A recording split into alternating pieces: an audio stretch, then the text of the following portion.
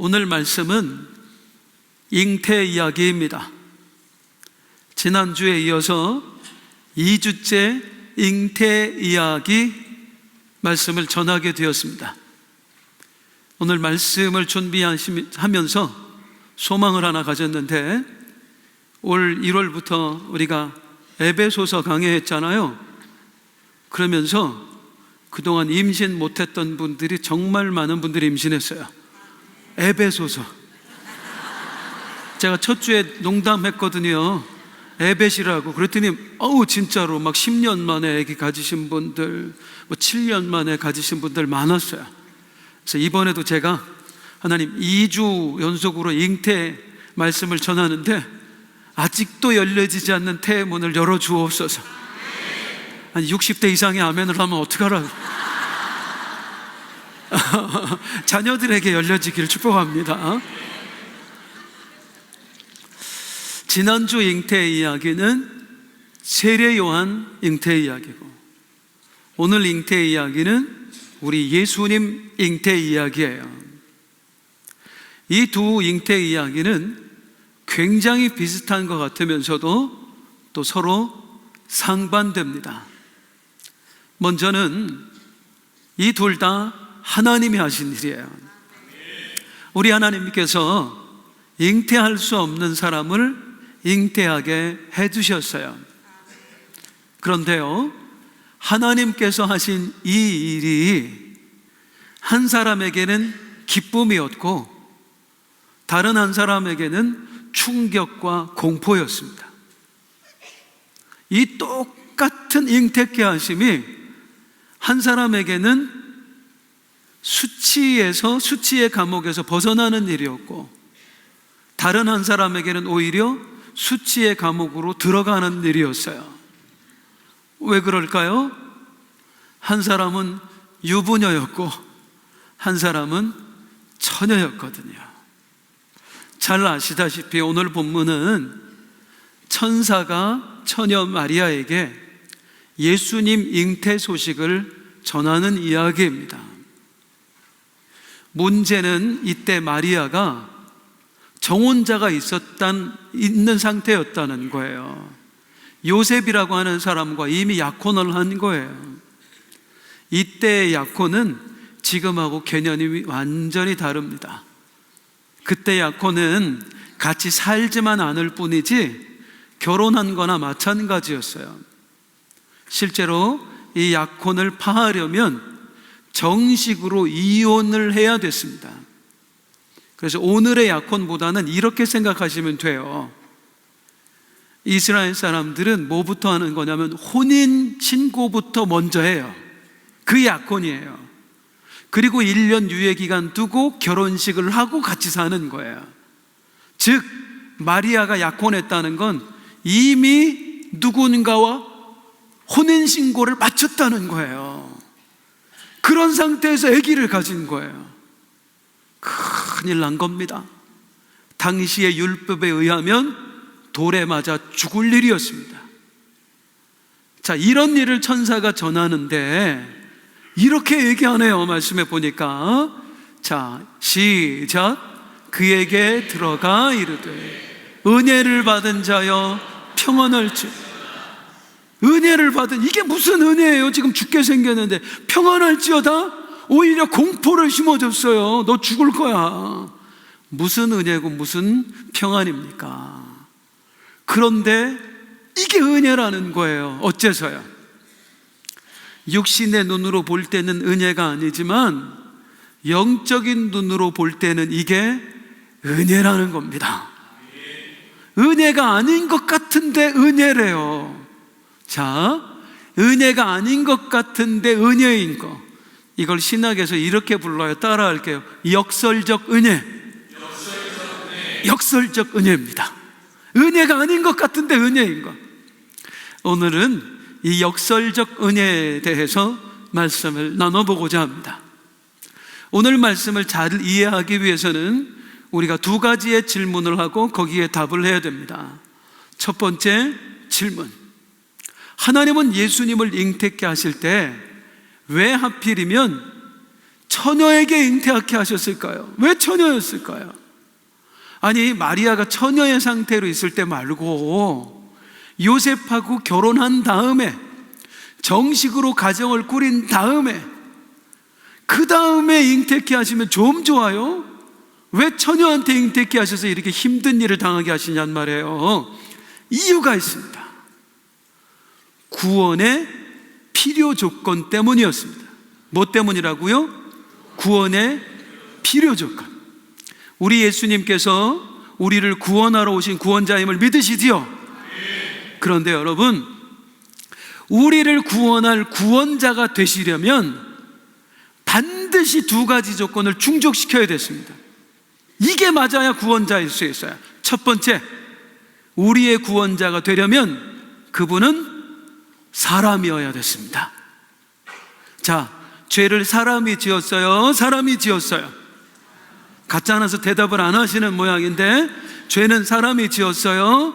자, 이 죄값을 치르려면 사람이 치러야 될까요? 사람이 치러야 될까요? 사람이 치러야 돼요. 사람이 죄를 지었기 때문에 그 죄값을 치를 구원자는 반드시 사람이어야 됐습니다. 우리처럼 피 흘리는 육체를 가진 존재여야 됐다, 그 말이에요.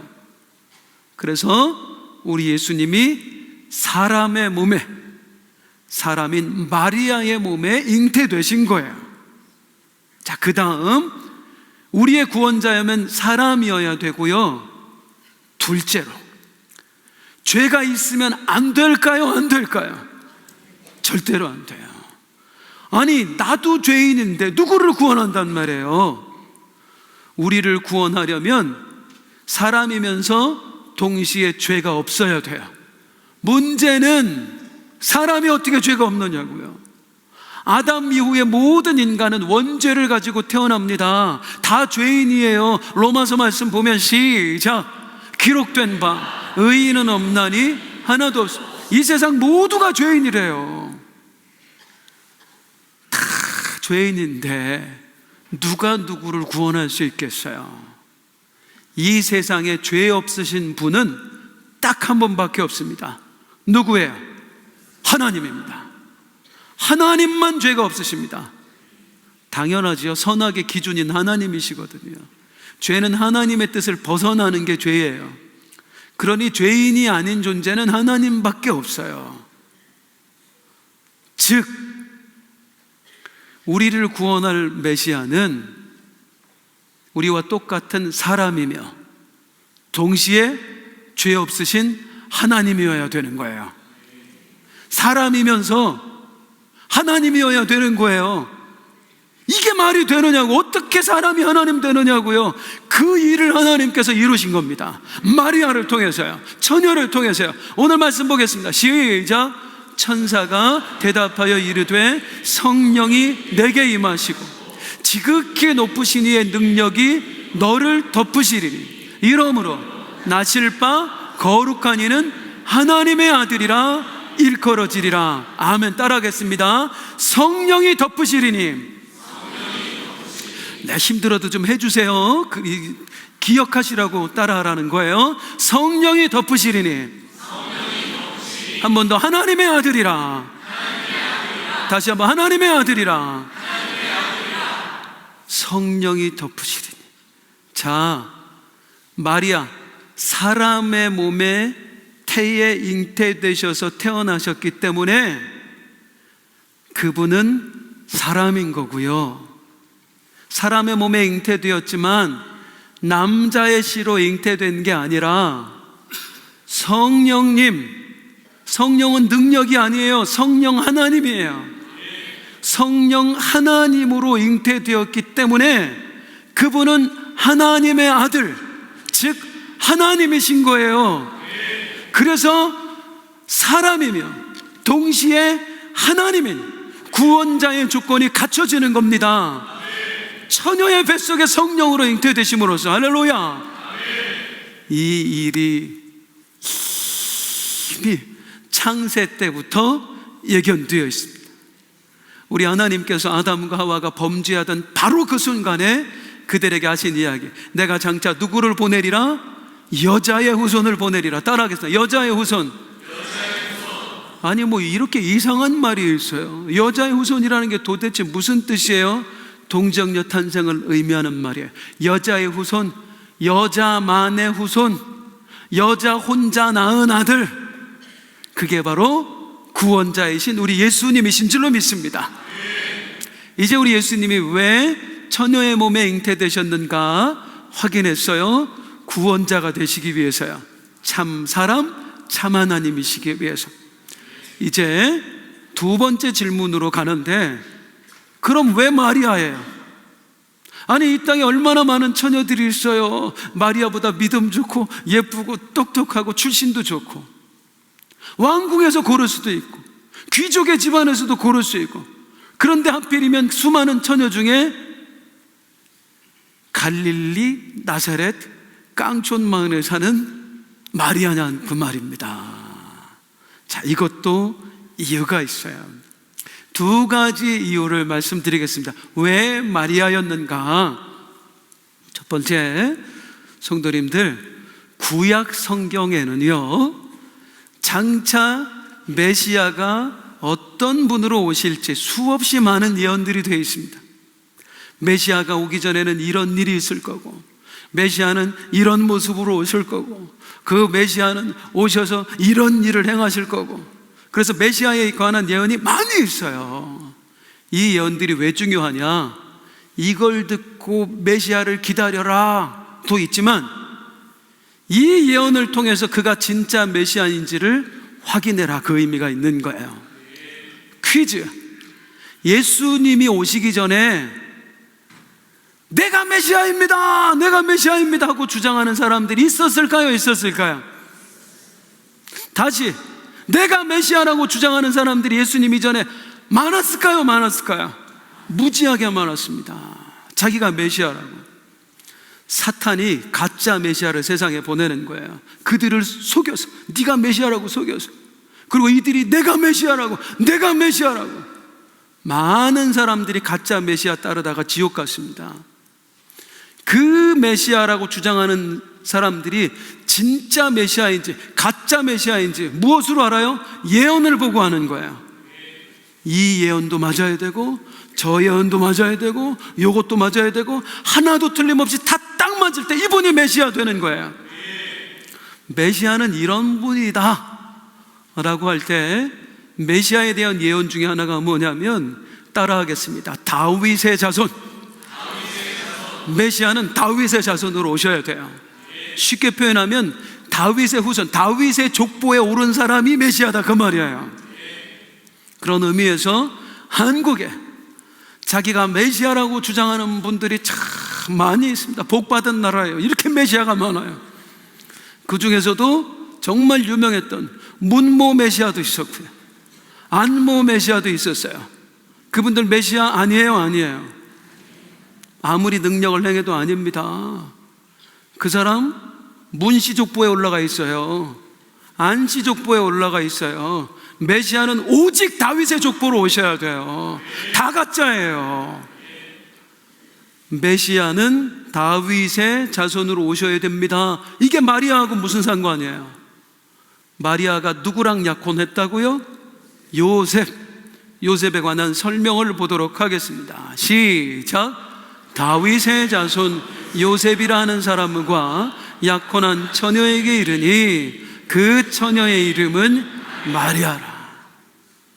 요셉이 다윗의 자손이었어요. 다윗의 족보에 오른 사람. 예수님은 마리아를 통해 이 땅에 태어나심으로써 자연적으로 육신의 아버지인 요셉의 족보에 오르게 되는 겁니다. 다윗의 족보에 오르게 되는 겁니다. 피 한 방울 섞이지는 않았지만 이 둘이 결혼을 하면서 합법적으로 그 족보에 올라서 예수님이 합법적으로 다윗의 자손이 되는 거예요. 그래서 구약 성경의 메시아 예언을 충족시키는 거예요. 우리 하나님 지혜가 놀랍지 않으세요? 자, 왜 마리아였어요? 다윗의 자손 되게 하시려고요. 두 번째, 왜 많고 많은 처녀 중에 마리아였을까? 그 이유는 비천한 자를 향한 우리 하나님의 사랑과 은혜를 알게 하시려고 합니다. 자, 여러분, 마리아가 어디 출신이에요? 갈릴리 나사렛. 그 당시 이스라엘 사람들이 하던 얘기가 있어요. 나사렛에서 무슨 선한 것이 나겠느냐. 이 말은 나사렛에서 나온다고 예언이 안 돼 있다는 뜻도 있지만 그 당시 사람들이 정말 나사렛을 비웃었습니다. 완전 깡촌이거든요. 야, 저런 데서 뭐 귀한 사람이 나겠어. 나사렛. 마리아가 이 나사렛 출신이에요. 거기다가 나사렛이 누구랑 약혼했어요? 요셉. 요셉이 직업이 뭐예요? 목수예요, 목수예요? 목수. 오늘날은 전혀 아닙니다만 이 당시의 목수는 가장 천한 직업 중에 하나였습니다. 비천한 사람이었어요. 자, 그 비천한 사람과 약혼을 할 정도면 마리아 집안이 어땠을지 뻔히 드러나지 않아요? 정말 별 볼 일 없었던 거예요. 천한 집안이었던 거예요. 이스라엘에서 가장 천한 동네, 그 동네에서도 가장 천한 집에서 태어난 여자, 이 사람이 마리아였습니다. 왜 그랬을까요? 왜 이렇게 천한 사람을 선택하셨을까요? 성경이 말하는 구원의 대원칙이 있습니다. 고린도전서 1장 시작. 그러나 하나님께서 세상의 미련한 것들을 택하사 지혜 있는 자들을 부끄럽게 하려 하시고 세상의 약한 것들을 택하사 강한 것들을 부끄럽게 하시며 하나님께서 세상의 천한 것들과 멸시받는 것들과 없는 것들을 택하사 있는 것들을 폐하려 하시네. 하나님은 언제나 어떤 사람을 선택하냐면 똑똑한 사람 아니고 미련한 사람, 강한 사람 아니고 약한 사람, 많이 가진 사람이 아니라 없는 사람 택해서 일하신대요. 왜 그럴까요? 29절 시작. 이는 아무 육체도 하나님 앞에서 자랑하지 못하게 하려 하심이라. 내가 했어요, 그렇게 못하게 하려고요. 주님이 하셨습니다, 이 고백하게 하시려고요. 여러분, 왜 이게 하나님에게 중요하냐면 인간의 죄가 어디에서 출발했습니까? 하나님 되려고 해서 인간의 죄가 출발했습니다. 그래서 죄의 근본은 교만이에요. 나 하나님 노릇할 수 있어. 나도 이 세상 다스릴 수 있어. 나도 자격이 있어. 이게 죄의 근본이에요. 하나님은 이걸 너무나 싫어하세요. 왜? 나도 하나님처럼 할 수 있어, 자격 있어 하는 사람은 반드시 하나님 떠나거든요. 하나님이 필요 없으니까. 그래서 우리 하나님은 자격 있어 하는 사람이 아니라 나 같은 게 뭘요? 나 못해요 하나님. 늘 이런 사람을 선택해서 일하셔요. 내가 할게. 오히려 나 할 수 있어요 하는 사람은 하나님은 선택하지 않으세요. 그러면요, 나 할 수 있어, 자격 있는 사람 어떻게 하죠? 꺾어서 쓰십니다. 모세가 그거 보여주잖아요. 얼마나 잘났어요. 애굽의 학문을 다 배웠대요. 최고의 권력을 가진 사람이에요. 그런데 다 잃어버리게 만드셔요. 40년 동안 광야에서 뺑뺑이 돌고 하나님이 부르시니까 나 못해요. 이 상태가 됐을 때 내가 할게, 너를 통해 내가 할게. 이게 우리 하나님이세요. 약한 자를 들어 쓰시는 하나님, 없는 자를 들어 쓰시는 하나님, 그분이 우리 하나님이세요. 마리아 어떤 사람이었습니까? 마리아의 고백을 한번 들어보겠습니다. 시작.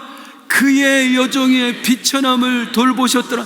나는 비천한 사람입니다. 나는 그런 자격이 없는 사람입니다. 나는 할 수 없습니다. 그래서 하나님이 선택하신 거예요. 자격이 없어서요. 비천한 사람이어서요. 다들 오해하시는 게 영화가 다 버려놨습니다. 영화에 예수님 너무 잘생겼어요. 마리아도 너무 이뻐. 그랬을 리가 없습니다.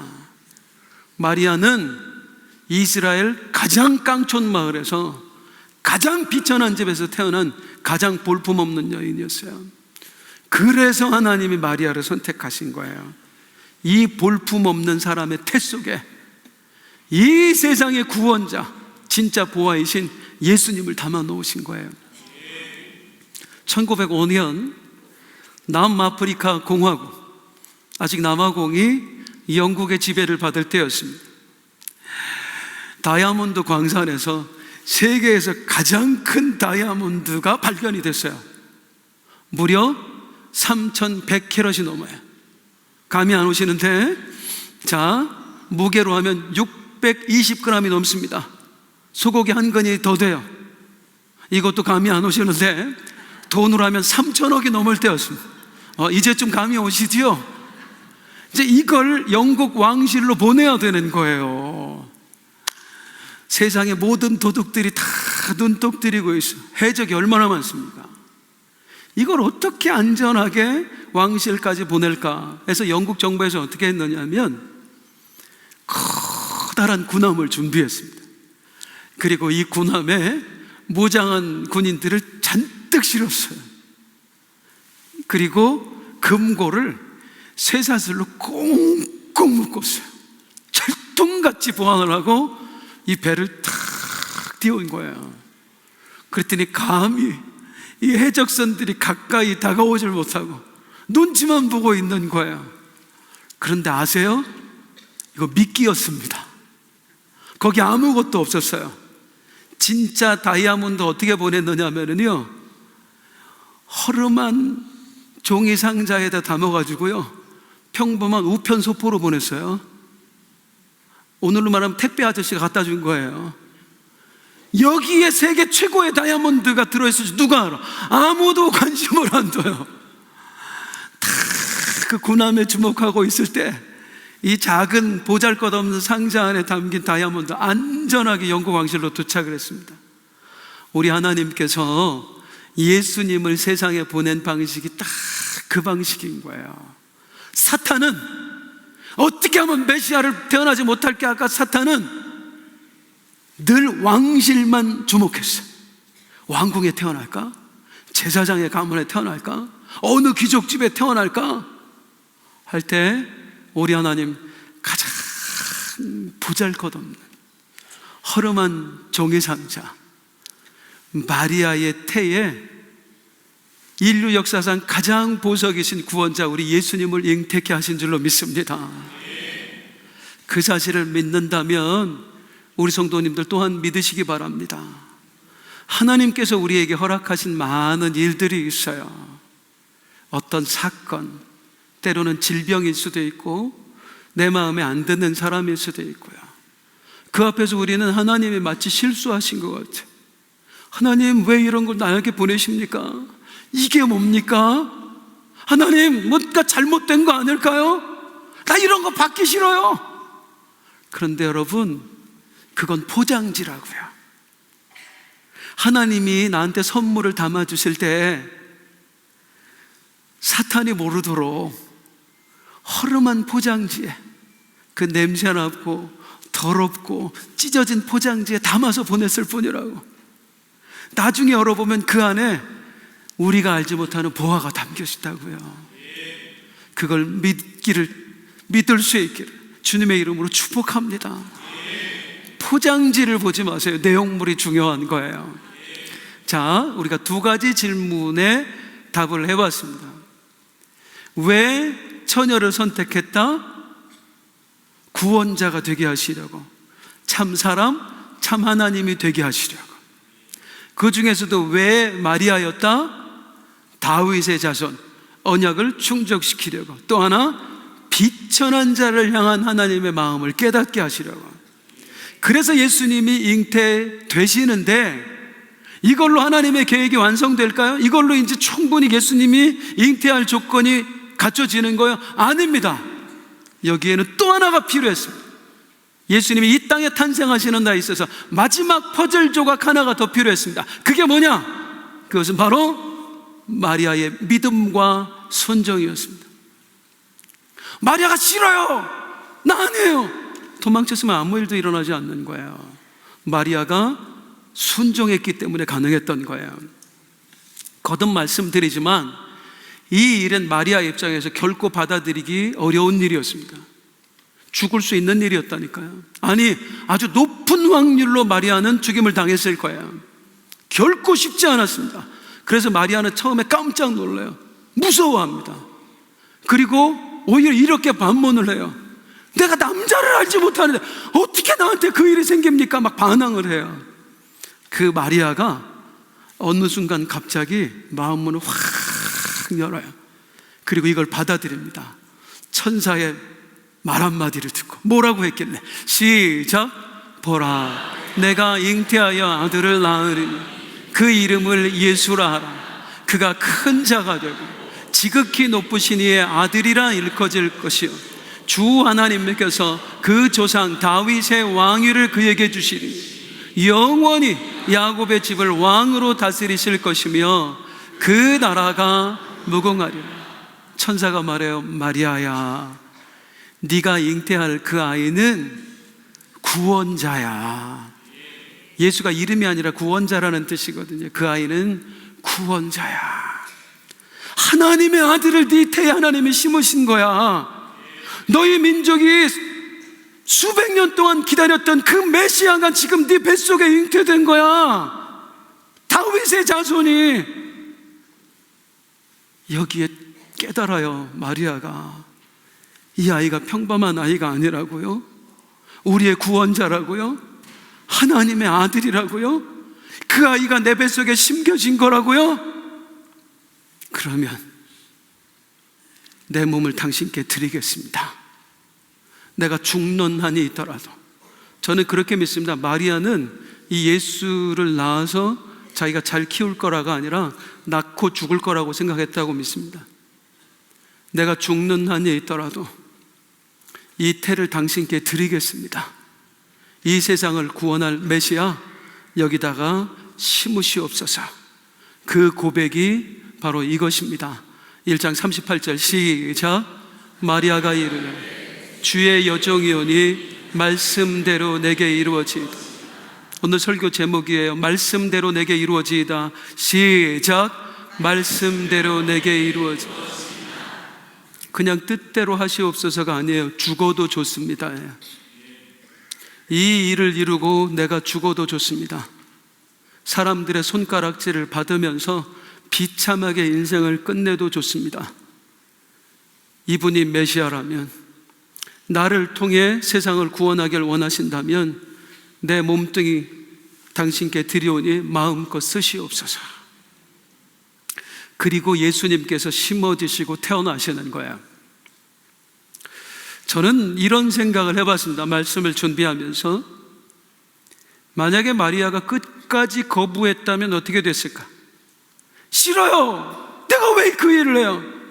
나 그냥 제발 부탁이니까 요셉하고 그냥 행복하게 살 수 있도록 좀 그만 놔두세요. 그랬으면 그렇게 했을 거예요. 우리 하나님이요. 억지로 하시겠어요? 만약에 마리아가 끝까지 거부했으면 마리아는 나사렛에서 비록 좀 가난하긴 하지만 큰 위험 없이 그냥 알콩달콩 콩 볶으면서 평안하게 살았을 거예요. 동시에 아무런 영광도 없었을 것입니다. 아무 영광도 없었을 거예요. 마리아에게는요. 사랑하는 성도님들 묻겠습니다. 우리가 살아가는 이 세상, 눈에 보이는 이 세상만 있는 게 아니다라고 정말 믿으시나요? 이렇게 아멘 소리가 적으시죠? 이건 아멘이 크게 나와야 되는 얘기인데, 눈에 보이는 이 세상뿐만 아니라 다음 세상이 있다 믿으세요? 그 세상은 영원한 세상이다라고 믿으세요? 어디서 잘 살아야 돼요? 영광은 어디서 얻어야 되는 거예요? 이거는 비교할 가치가 없어요. 영광은 영원히 살아야 될 나라에서 얻어야 되는 거예요. 그 영광이 어디서 얻어지냐? 하나님 말씀대로 산 사람, 하나님 뜻을 수용한 사람, 그 사람에게 주어지는 거예요. 마리아가 거부했으면 마리아는 한평생 평안하게 살았을 수 있지만, 안전하게 살았을 수 있지만 그에게 영원한 영광은 없었습니다. 그걸 선택한 거예요. 주여 말씀대로 내게 이루어지이다 고백과 함께 그 영광이 주어진 것입니다. 사실 우리 하나님 전능하신 분입니다. 마리아가 싫어요 한다고 해서 당신의 일을 못 이루시는 분이 아니에요. 세례 요한이 설교하던 중에 이런 말을 합니다. 아무리 회개하라고 해도 사람들이 듣지를 않으니까 시작, 하나님이 능히 이 돌들로도 아브라함의 자손이 되게 하여. 당신들이 회개하지 않는다고 해서 하나님이 구원하지 못하실 줄 아십니까? 구원의 백성을 못 만들 줄 아십니까? 우리 하나님은 이 돌들로도 구원의 백성을 만드시는 분입니다. 우리의 반응과 상관없이 당신의 뜻을 이루시는 분이 하나님이시다 이 말입니다. 세례요한이 이 설교하는 거예요. 마리아의 반응과 상관없이 당신의 뜻을 이루어내시는 분이 하나님이세요. 그런데 왜 하나님이 마리아의 반응을 기다리세요? 왜 마리아의 순종을 기다리세요? 영광을 안겨주시려고 그러는 거예요. 비천한 집에서 태어나서 한평생 비천한 삶을 살아왔고 어쩌면 앞으로 비천한 삶을 살아갈 너, 내가 너에게 영광을 주고 싶다. 네 태만 내한테 내놔라. 그러면 영원한 영광이 너에게 주어진다. 하나님이 마리아에게 영광 얻을 기회를 주신 겁니다. 그리고 마리아는 믿음의 눈을 열어 그 영광을 붙잡았던 것입니다. 혹시 아실래나 모르겠는데요, 이래봬도 제가 서울 출신입니다. 제가 서울에서 태어났고 어렸을 때 서울에서 자랐어요. 물론 잘 사는 동네는 아니었어요. 반면에 제 아내는 시골 출신이에요. 그냥 시골 아니고요, 시골이에요. 전 처음에 깜짝 놀래 처갓집 갔다가 이런 시골도 있구나. 와, 강원도 두메산 꼴은 될 게 아니더라고요. 진짜 시골이에요. 생긴 건 목사님이 더 시골 사람처럼 생겼는데요, 혹시 이런 분들이 있으면 복이 없을 줄로 믿습니다. 시골 사람. 초등학교 때까지 전기가 안 들어왔어요. 진짜 시골이었어요. 저는 도시에서 자랐고 제 아내는 시골에서 자랐고 하다 보니까 어떤 특정한 상황에서 보이는 반응이 달라요. 제가 이해할 수 없는 행동들을 한번 해요. 어느 늦가을에 같이 산책을 하고 있었습니다. 이거 나가서 해야 돼요. 제가 보여드려야 됩니다. 둘이 함께 산책을 하고 있는데 제 아내가 갑자기 어머! 그들이 막 앞으로 걸어가는 거예요. 그래서 무슨 일인가 봤더니 발을 비비고 있어 이러고, 꼴 보기 싫게. 아, 여자들이 이렇게 발 비비고 있으면 얼마나 꼴 사나워요. 그래서 뭘 하나. 그리고 같이 다가가 봤더니 밤송이가 떨어진 거예요. 제 눈엔 안 보여요. 도시에서 자란 제 눈에는 밤송이 안 보여요. 근데 그 사람 눈에는 밤송이가 보이는 거예요. 어머, 그러더니 막 달려가서 밤송이를 막 발을 비비니까 세상에, 그 밤송이가 살짝 벌어지더니 그 앞에서 뭐가 나와요? 알밤이 나와요. 알밤이. 그 조그만 거 들고 얼마나 행복해 하든지 밤이라고. 이야, 보기에는 밤송입니다. 가시가 잔뜩 있어요. 손대면 토옥하고 피가 터져 나오는 밤송이. 가시 잔뜩이에요. 그런데 그 가시 안에 뭐가 들었습니까? 맛있고 영양가 많은 알밤 열매가 들어있는 거예요.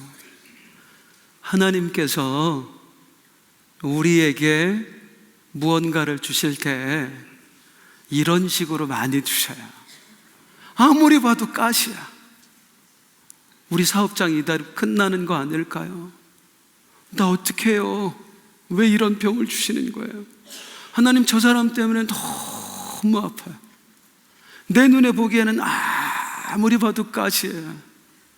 그런데 시간이 흘러 내가 열심히 믿음으로 비비면 그 껍질이 벗겨지고 어느 날 그 안에서 하나님의 축복이 나오는 거예요.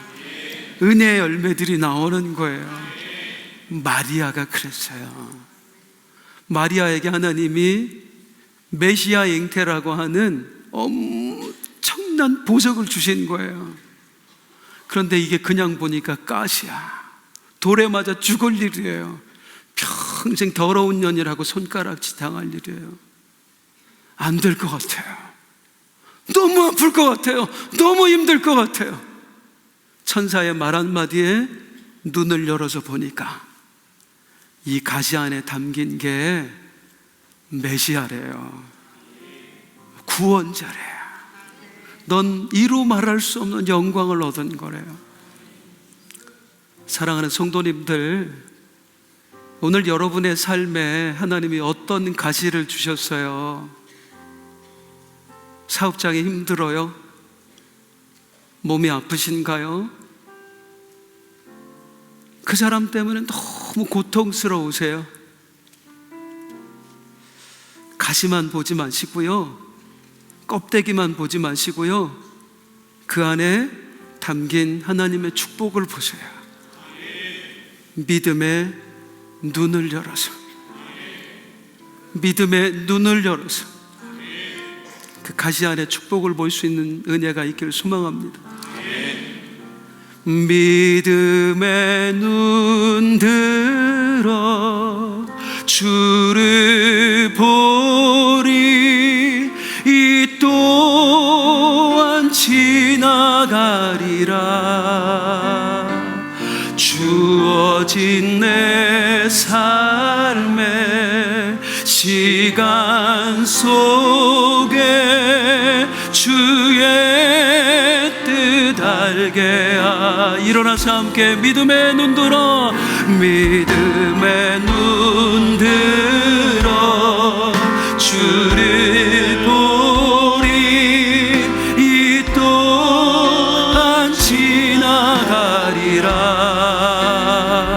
주어진 내 삶의 시간 속에 주의 뜻 알게 하소서. 고단한 인생길, 고단한 인생길, 힘겨운 오늘도 예수 내 마음 아시네. 지나간 아픈 곳, 마주할 세상도 예수 내 마음 아시네. 하루를 살아도 기쁨으로 가리 예수 내 마음 아시네. 후회도 염려도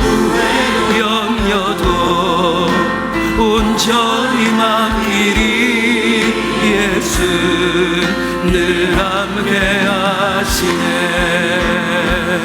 믿음의 눈 들어 주를 보리, 이 또한 지나가리라.